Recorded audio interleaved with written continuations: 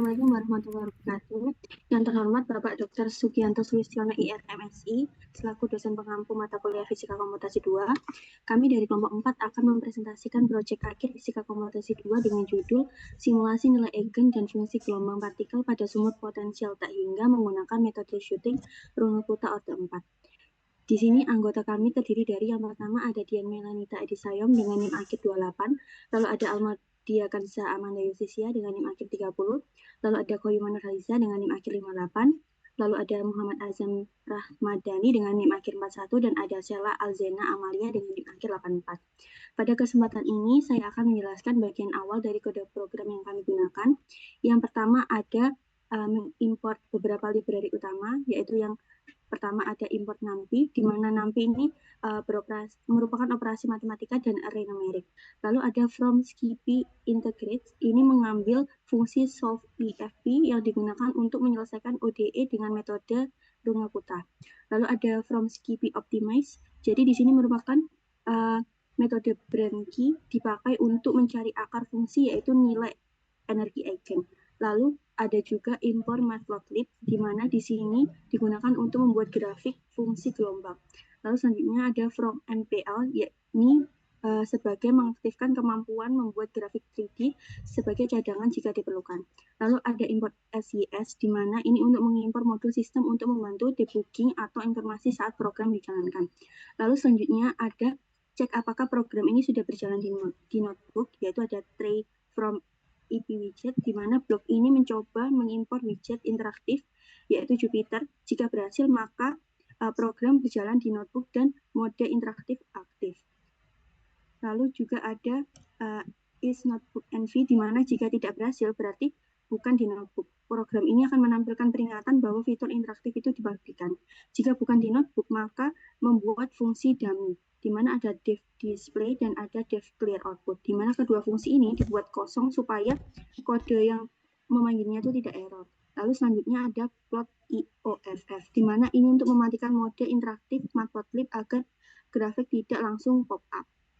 Lalu ada bagian parameter awal, di mana di sini ada Haber square, yaitu sebagai menyederhanakan persamaan Schrödinger. Lalu ada numPoint, di mana ini merupakan jumlah titik diskrit untuk membuat grafik fungsi gelombang. Semakin banyak titiknya, maka grafik semakin halus. Lalu terdapat juga komentar bahwa nilai awal turunan C0 ini tidak ditentukan secara manual, karena akan dicari otomatis oleh metode shooting. Selanjutnya akan dijelaskan oleh teman saya. Oke, melanjutkan penjelasan dari teman saya sebelumnya, di sini saya akan menjelaskan terkait fungsi Schrödinger equation untuk membentuk ODE dari persamaan Schrödinger itu sendiri. Jadi pada bagian ini kita tuh mengubah persamaan Schrödinger satu dimensi yang awalnya ODE orde 2 menjadi ODE orde 1 sehingga bisa diselesaikan. Nah, yang pertama yaitu ada C sama dengan Y0. Jadi itu kita ambil komponen pertama vektor keadaan sebagai nilai Cx. Lalu ada dc underscore dx, yaitu atau sama dengan y1, itu merupakan komponen kedua, yang mana itu adalah turunan pertama, yaitu si aksen x. Lalu ada Haber underscore square underscore over underscore 2m, jadi ini implementasi langsung dari bentuk matematis si double aksen x sama dengan minus 2m per Haber kuadrat e si x. Nah, di dalam sumur tak hingga karena v sama dengan 0. Lalu ada juga return dc underscore dx, D2 si underscore dx2 itu adalah kita kembalikan pasangan si aksen dan juga si double aksen, dan itu merupakan format yang dibutuhkan untuk solver ODE. Jadi intinya di fungsi ini adalah mesin yang menghitung bagaimana bentuk si berubah untuk suatu energi E. Lalu selanjutnya yaitu adalah shooting function. Jadi ini adalah inti dari shooting method. Jadi fungsi ini menentukan apakah suatu energi E benar sebagai energi eigen dengan cara menembakkan solusi dari X sama dengan 0 sampai X sama dengan L. Nah, jadi yang X underscore span itu merupakan rentang integrasi. Terus yang Y0 itu merupakan kondisi awal si 0 sama dengan 0 karena dinding tak hingga. Sedangkan si aksen 0 yaitu adalah diberi nilai tebakan. Lalu ada pemanggilan solve underscore IVP, itu merupakan solver numerik RK4 menyelesaikan ODE dari 0 ke L untuk energi E. Lalu ada sol.y0-1, itu merupakan kita ambil CL, lalu kita bandingkan dengan target untuk sumur tak hingga, dan targetnya adalah 0. Jadi makna fisikanya itu merupakan jika CL sama dengan 0, maka fungsi gelombang memenuhi kedua syarat batas.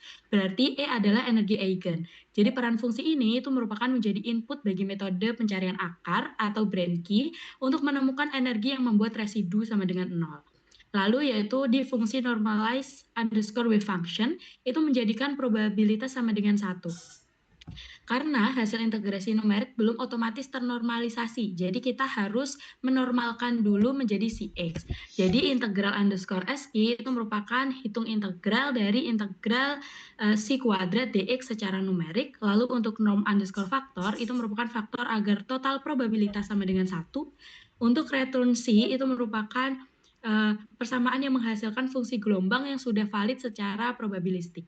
Jadi intinya setelah energi eigen ditemukan, barulah kita bersihkan dan normalisasi bentuk Cx agar siap dianalisis. Untuk penjelasan selanjutnya akan dijelaskan oleh teman saya. Baik, selanjutnya yakni mencari eigenvalue. Nah, yang pertama ini menggunakan fungsi def, itu fungsi utama untuk mencari nilai eigen dan dari n sama dengan 1 sampai dengan n maksimum. Nah, untuk yang kedua yakni eigen result, ini berfungsi sebagai menyimpan data, semua data yang diperlukan dari mulai dari n, e, x, C, agar nanti fungsinya itu dapat diplotting atau pembahasannya itu lebih gampang untuk diakses. Jadi dia bisa menyimpan hasil setiap keadaan n sebagai dictionary, dan strukturnya itu juga memudahkan plotting dan analisisnya. Kemudian ada target underscore C ini sama dengan 0, itu karena kondisi boundary sumur tak hingganya itu adalah si fungsi L sama dengan 0, maka dapat ditulis demikian, dan ini juga merupakan nilai target residu untuk root findingnya. Nah, kemudian menggunakan perintah print ini juga membantu saat demo nanti untuk memberitahu kapan atau ukuran problemnya itu seperti apa, juga memudahkan lognya. Selain itu juga sebagai output konsol informatif agar saat demo audiens itu dapat tahu parameter simulasinya seperti apa, dan juga berguna saat debugging atau batch run. Nah, kemudian masuk ke konstanta C, ini kita tuliskan karena dipakai untuk mengira di mana energi numeriknya itu akan berada. Nah, ini juga sebagai membuat pencarian agar akarnya yang dicari nanti akan jauh lebih efisien. Dan fungsi analitiknya sendiri itu en pangkat analitik sama dengan n kuadrat dikalikan dengan c. Kemudian menggunakan for r in range, ini merupakan iterasi untuk tiap mode kuantum n. Kemudian untuk inisial dfc underscore dx ini merupakan tebakan awal untuk si 0 diambil proporsional ke kn sama dengan np per l. Nah, kenapa? Karena solusi analitiknya sendiri itu si n fungsi x sebanding dengan sin knx, sehingga si 0-nya itu dapat diaproksimasikan sebagai kn jika amplitudenya itu sama dengan 1. Nah, kemudian untuk analytic approx ini estimasi energi analitik untuk mode n-nya, dan untuk low height-nya ini merupakan bagian untuk menentukan step sampling untuk bracketing, dan di sini dibagi dengan 100 segmen. Kemudian untuk for a start, nah ini bagian ini kita membuat suatu loop sampling untuk menemukan subinterval yang mengapit akar, atau f start dikalikan fn kurang dari 0. Kemudian untuk bagian start shooting, nah ini di bagian ini kita memanggil residual function pada 2 titik, yang dipanggil itu solve IVP 2 kali per subintervalnya, dan bagian ini juga paling krusial pada komputasional ini. Nah, kemudian if f start itu jika tandanya berbeda maka ada akar di antara intermediate value theorem. Nah, selanjutnya untuk f-font sama dengan Brandke ini nah, di sini kita memanggil Brandke untuk menemukan akar secara akurat antara X-start dan juga EN. Nah, Brandke ini juga efisien, robust, dan juga superlinear konvergen. Kemudian untuk ARGS ini, ARGS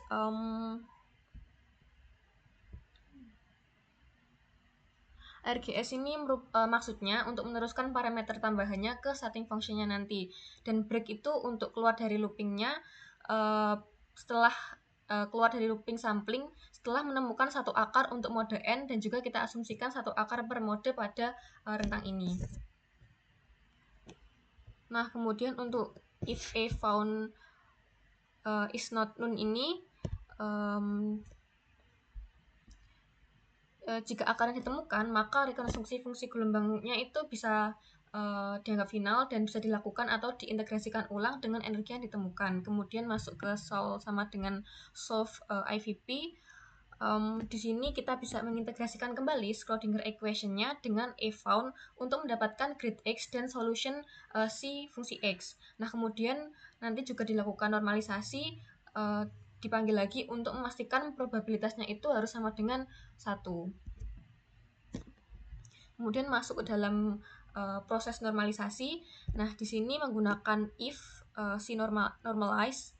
Nah, jika nilainya di tengah sumur negatif, maka tanda seluruh vektornya itu harus diubah agar puncak tengahnya itu positif. Dan dengan catatan juga, ini bukan merupakan operasi fisik, tapi hanya konsistensi visual dan juga kemudahan perbandingan dengan solusi analitiknya nanti. Nah, kemudian untuk yang e-analitik ini maksudnya kita menampilkan hasil numerik versus analitik dan juga error relatifnya, yakni sebagai validasi dari hasilnya. Kemudian kita juga menggunakan perintah else. Nah, jika kita tidak menemukan akarnya nanti, maka akan menampilkan pesan saran seperti perbesar rentang atau ubah tebakan awal inisial DCDX atau print gagal. Kemudian yang paling terakhir itu return eigen result. Di sini kami mengembalikan daftar hasil untuk dipakai di bagian di plotting dan analisis nanti. Sekian untuk bagian mencari eigenvalue. Selanjutnya bisa dijelaskan untuk display equation-nya. Nah, selanjutnya itu ada persamaan analitik, plot 2 dimensi, dan level energi. Di bagian ini kita menampilkan persamaan fungsi gelombang analitik untuk kotak potensial 1 dimensi. Kode-kode berikut bertugas mengambil data eigen dan menghasilkan bentuk persamaan Cn, konstanta X dalam format latex sehingga mudah dibaca. Pertama, kita mendefinisikan fungsi def display with equation eigendata if not eigendata return. Jadi fungsi ini hanya bisa berjalan jika terdapat data eigen. Selanjutnya kita ambil panjang kotak L dari data eigen, lalu kita hitung nilai konstanta R akar 2 per L. Kode Python-nya itu yang L sama dengan eigendata 0L sqrt underscore 2 underscore over underscore L. Lalu kemudian program menampilkan judul bahwa ini adalah fungsi gelombang analitik yang ternormalisasi. Print and strip persamaan fungsi gelombang analitik yang ternormalisasi. Nah, jika kita sedang di notebook, output akan tampil dalam format HTML atau MATJAX. Jika tidak, ditampilkan sebagai teks biasa. If is notebook, display HTML, else print. Selanjutnya, kita melakukan loop untuk setiap nilai n. Untuk setiap nilai m, program membuat string latex yang merepresentasikan persamaan Cn konstanta X di for data in eigendata n sama dengan data n latex underscore eki. Persamaannya yang sesuai teori fisika yaitu Cn konstanta X sama dengan akar 2 per L dikali sin npx per L. Jadi secara keseluruhan fungsi ini mengambil nilai L dan N lalu membentuk persamaan fungsi gelombang analitik Cnx dalam format latex sehingga bisa ditampilkan dengan rapi untuk setiap level energi.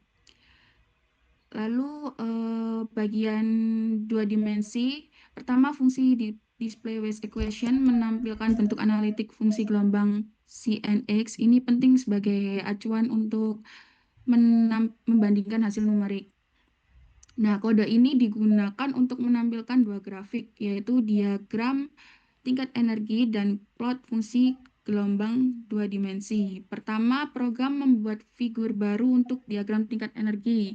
Judul, label, dan sumbu-sumbu diatur agar grafiknya rapi. Fig level, AX level, PLT support figure size 46.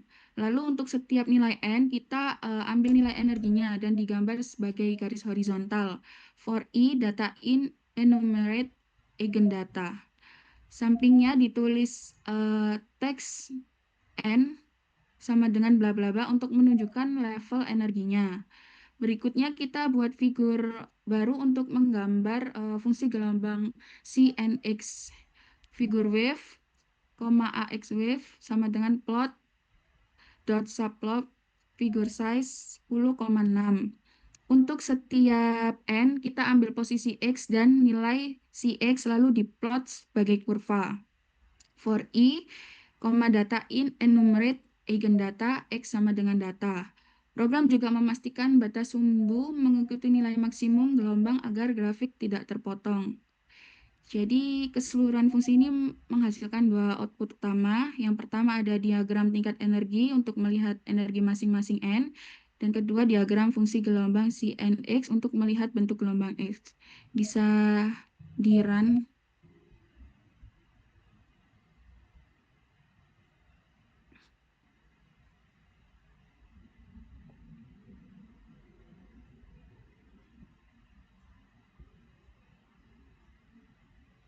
Nah, grafik pertama itu menunjukkan tingkat energi dari partikel dalam kotak potensial satu dimensi. Ya, setiap garis horizontal merepresentasikan energi untuk nilai kuantum tertentu, yaitu N, 1, 2, 3. Nah, semakin besar nilai N, maka semakin tinggi pula tingkat energinya. Nilai energi yang ditampilkan di samping grafik itu misalnya E1 9,866, E2 39460, E3 88778. Nah, jadi grafik ini memperlihatkan bahwa energi meningkat secara kuadratik terhadap N, sesuai teori energi untuk infinite potential well. Lalu grafik kedua yaitu grafik fungsi gelombang yang memperlihatkan bentuk fungsi gelombang Cnx untuk N sama dengan 1, 2, 3. Nah, grafik ini menunjukkan bagaimana probabilitas posisi partikel berubah di dalam kotak. N1 yang berwarna biru itu gelombang paling sederhana dengan satu bukit yang disebut ground state. Lalu yang N2 yang berwarna orange itu memiliki dua bukit atau dua simpul, ya, energinya lebih besar sehingga frekuensi gelombangnya meningkat. Lalu N3 yang berwarna hijau itu memiliki tiga bukit. Nah, semakin banyak simpul, maka energinya semakin tinggi. Nah, di X sama dengan 0 dan X sama dengan L, semua gelombang itu bernilai 0, yang bisa disebut boundary condition. Semakin tinggi energi, maka semakin rapat gelombangnya. Jadi grafik ini menunjukkan bahwa bentuk fungsi gelombang dan energinya sangat bergantung pada nilai kuantum M. Selanjutnya akan dijelaskan oleh teman saya.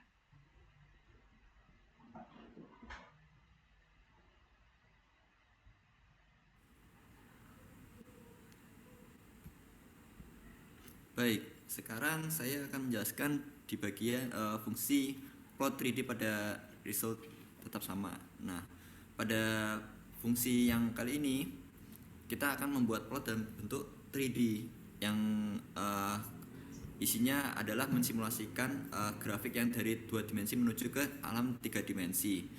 Nah, di bagian awal kita akan melakukan printing yang tertulis pada fig sama dengan PLT figure yang dipanggil dari library matplotlib. Lalu yang berikutnya ada beberapa looping, yaitu looping yang digunakan untuk menghitung jumlah pitanya atau jumlah n-nya, yaitu disebutkan pada variabel n itu untuk data n, lalu x itu untuk memplotting dimensi pada sumbu X dan berikutnya. Nah, di bawahnya terdapat plotting, yaitu plot untuk XY itu menampilkan pada sumbu dimensi X dan Y. Lalu adapun yang plot untuk menampilkan grafik tersebut. Nah, setelah tereksekusinya ketiga plot dan teks itu memunculkan suatu gambar. Nah, berikutnya setelah mengeksekusi suatu gambar, dia akan memberikan labeling. Nah, labeling yang pertama ada labeling posisi, lalu ada labeling eigenstate, lalu yang berikutnya adalah fungsi gelombang, dan yang terakhir ada labeling pada simulasi sumur potensial yang sebagai judul.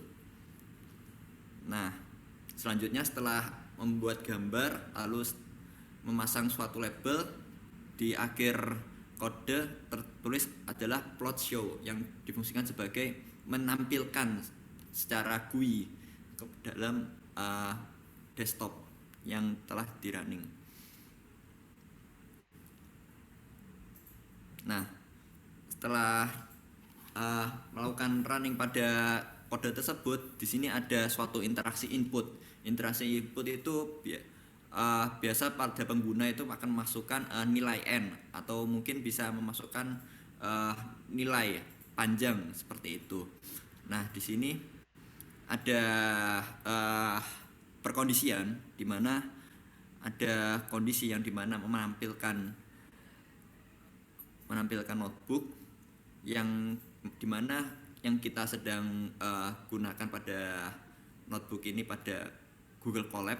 Lalu yang berikutnya adalah validasi apakah terjadi error pada kode tersebut.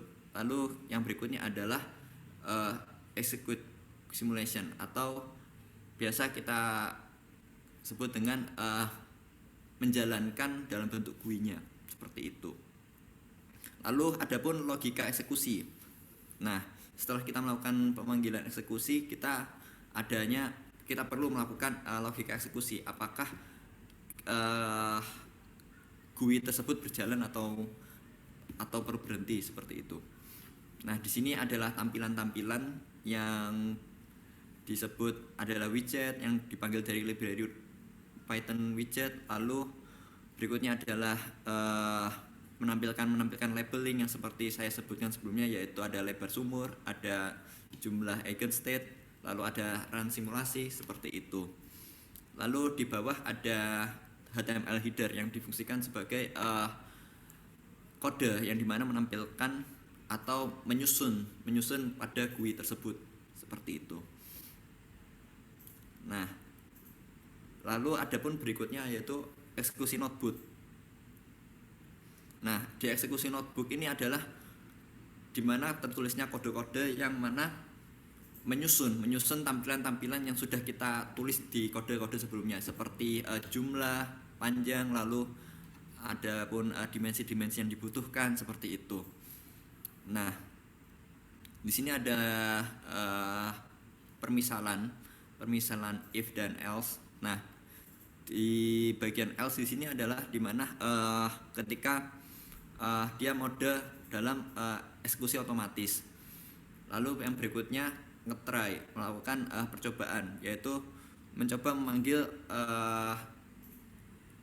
variabel-variabel yang dibutuhkan untuk membangun GUI. Lalu yang terakhir adalah printing. Nah, printing di sini adalah memasukkan dari variabel, kode, fungsi, definisi dan sebagainya itu masuk dalam printing di sini, yang itu menggunakan standalone dan nmax standalone seperti itu. Dan yang terakhir adalah plot show untuk memanggil library matplotlib seperti itu.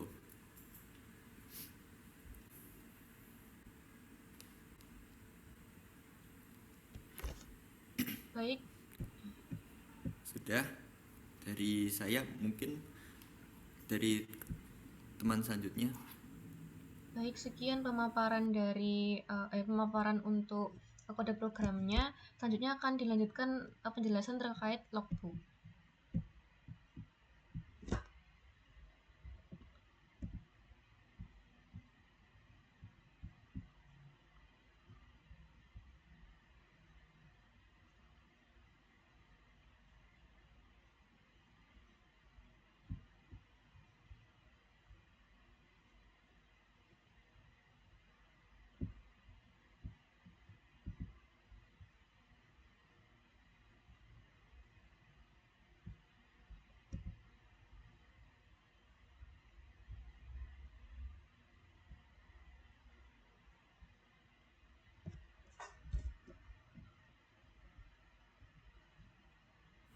Baik, dalam kerja kelompok kali ini saya Muhammad Tazam Ramadhani dengan NIM akhir 41, saya berkontribusi dalam penulisan jurnal dan melakukan konsepsi pada kegiatan kali ini.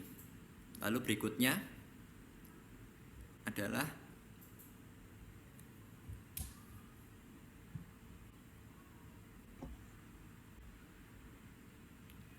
silahkan dari teman saya menjelaskan.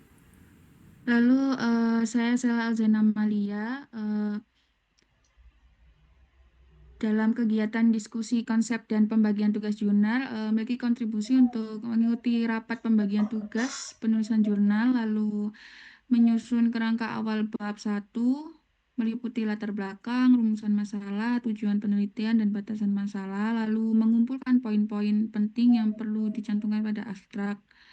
Lalu penyusunan draft awal abstrak dan bab 1, menyusun draft awal abstrak yang mencakup latar belakang, tujuan, metode, dan ringkasan hasil simulasi, menuliskan latar belakang, lalu mengumpulkan sumber referensi awal untuk pendukung bab 1, lalu penyusunan dan pengembangan bab 1, itu menyusun dan memperbaiki dan melengkapi bab 1 dengan rumusan masalah, tujuan, manfaat, batasan, serta menambahkan referensi, lalu menyelaraskan isi bab 1 dengan abstrak. Lalu kegiatan diskusi terkait revisi yang telah disampaikan yaitu mengidentifikasi poin-poin revisi bab 2 berdasarkan koreksi dosen, lalu menandai bagian yang harus diperjelas. Selanjutnya bisa dilanjutkan oleh teman saya.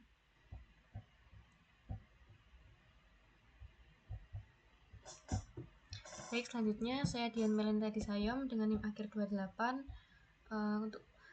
Untuk kegiatannya ya, pada Senin 27 Oktober itu diskusi konsep dan juga pembagian tugas jurnal. Kontribusi saya itu melakukan analisis awal terhadap struktur matematisnya, kemudian simulasikan meliputi identifikasi parameter fisik, L, M, energi, dan juga kondisi batasnya, dan juga menyusun kerangka dasar bab 3.1 sampai 3.3 sebagai fondasi metodologi. Kemudian untuk Selasa 4 November itu kegiatannya diskusi dan juga pembuatan coding dan flowchart, melakukan penelusuran literatur terkait formulasi numerik Runkuta Orde 4 atau RK4 untuk persamaan Schrödingernya.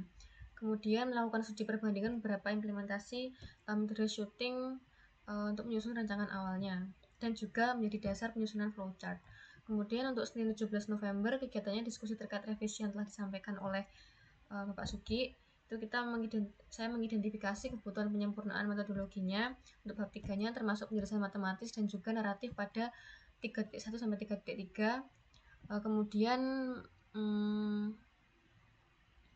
menyusun asumsi fungsi gelombang awal serta alasan pemilihan parameter numeriknya seperti meliputi delta X, toleransi error, berangkat energi, dan juga memberikan revisi substantif pada bab 3-nya. Kemudian untuk Selasa 18 Novembernya itu kegiatan penjelasan metodologi dan juga koordinasi struktur codingnya, yakni kontribusi saya menyelaraskan formulasi matematis pada bab 3.1 sampai 3.3 dengan struktur program, termasuk memastikan kesesuaian antara persamaan Schrödinger numerik, kondisi batas si 0 sama dengan 0, serta mengkaji ulang tahapan logis untuk dimasukkan ke flowchart algoritmanya. Kemudian untuk Kamis 20 Novembernya itu penyusunan dan juga penyempurnaan flowchartnya. Saya merancang flowchart utama dan juga flowchart fungsi shootingnya secara matematis. Kemudian itu juga mencakup integrasi order, root finding, brand, normalisasi, dan juga struktur looping energinya. Memastikan representasi diagramnya itu sesuai dengan algoritmanya. Kemudian untuk Senin 24 November itu finalisasi metodologi dan juga verifikasi struktur bab 3-nya, yakni melakukan penyempurnaan akhir pada bab 3 dan bagian flowchart 3.4.5 dan juga memastikan konsistensi antara model matematis dan juga implementasi komputasinya serta meninjau ulang alur algoritmanya. Kemudian untuk Kamis 4 Desember itu pembuatan video representasi dan juga penjelasan logbooknya. Saya mengambil peran dalam pembuatan segmen video yang menjelaskan fungsi find eigenvalue dan juga proses loop energi, mekanisme pencarian akar, brand, penentuan fungsi gelombang numerik dan juga normalisasinya.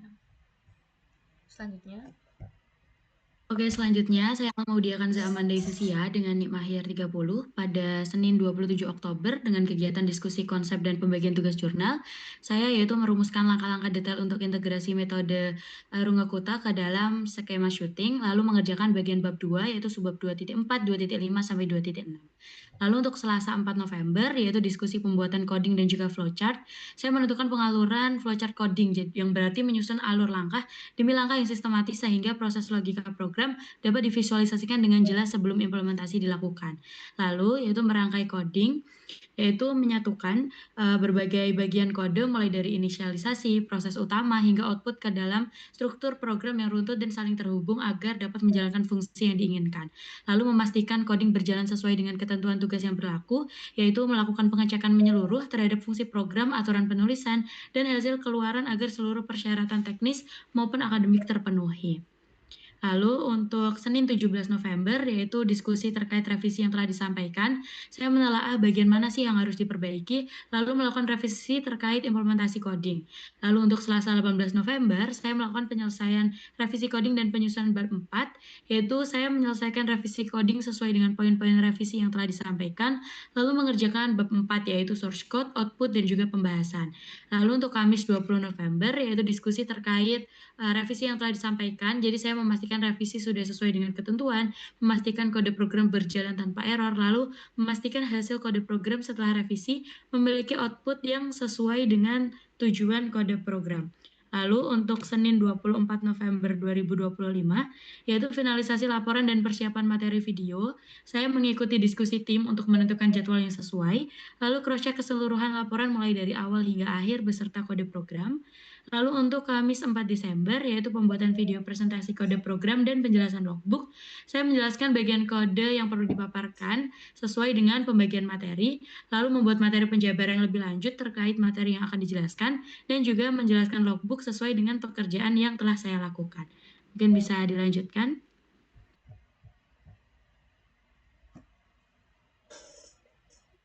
Oke, selanjutnya terkait kontribusi saya Koiman Nurhaliza selama mengerjakan proyek ini sesuai dengan logbook yang telah disusun. Pada minggu pertama, saya ikut berdiskusi mengenai konsep dasar, terutama pada bagian persamaan diferensial untuk partikel dan sumber potensial. Saya juga membantu menyusun kerangka awal jurnal dan menuliskan bab 2 pada subbab 2.1 sampai 2.3.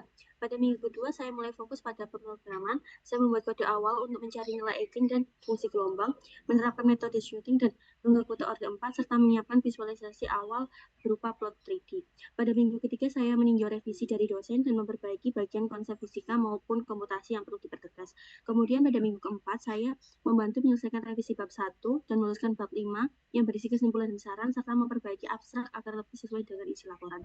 Pada minggu berikutnya, saya ikut mengecek bab 2 hingga bab 4 untuk memastikan format, penulisan, dan referensi sudah konsisten. Saya juga memberi masukan kecil untuk memperbaiki bahasa dan tampilan grafik. Selanjutnya pada tahap finalisasi, saya menyiapkan lampiran kode, output, dan visualisasi agar siap digunakan dalam presentasi. Saya juga ikut berdiskusi menyiapkan pembuatan video. Oke, dapat dilanjutkan.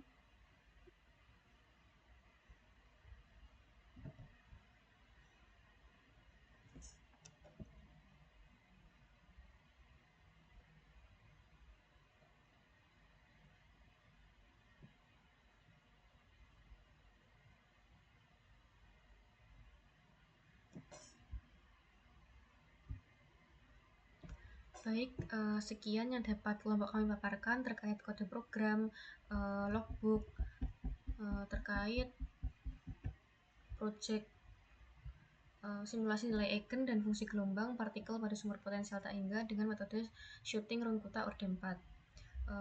Kami mohon maaf juga apabila terdapat kesalahan dan mohon koreksinya dari Pak Sugi. Terima kasih. Wassalamualaikum warahmatullahi wabarakatuh.